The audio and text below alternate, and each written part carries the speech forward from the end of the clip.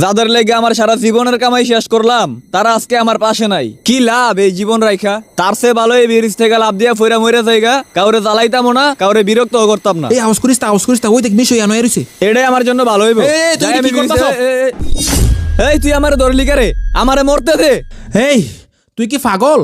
তোর সকাল ধরে খুঁজে পাইতাছি না। তুই কই আসিলি আবার এনে মরতে আইছত? না, আমারে খুঁজে পাওয়ানোর দরকার নাই। আমার চারিদিকে দরজা বন্ধ হয়ে গেছে গা। আমার মরা ছাড়া উপায় নাই। চল তো বাড়িতে চল, কোনো কথা কবি না আর চল। আচ্ছা মিশু, তোর একটা কথা বলি, তুই যে মানুষগুলোকে সাহায্য করছ, তুই কি মানুষের থেকে কোনো কিছু পাওয়ার জন্য করছ নাকি আল্লাহ তাআলাকে খুশি করার জন্য করছ?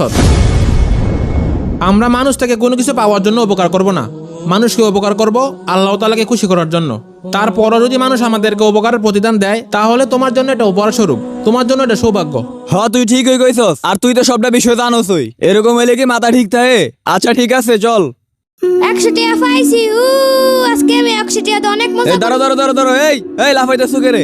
তোমার না দেখলাম বাড়িতে কান্না করতেছো, এখন আবার এত হাসি খুশি, কারণটা কি? 100 টাকার লেগে 1 ঘন্টা কাঁদছি। 1 ঘন্টা কান্দার পরে আব্বার কাছে 100 টাকা পাইলাম। আমি এখন যে মজা খামু হরেন। তার মানে কান্নাকাটি করলে পাওয়া যায়? হ্যাঁ অবশ্যই, বাবা মা সন্তানদেরকে অনেক বেশি ভালোবাসে। তবে ওই দিন জুমার বয়ানে ইমাম সাহেব কইলো বাবা মা থেকেও নাকি আল্লাহ তাআলা বান্দাকে শতগুণ বেশি ভালোবাসে।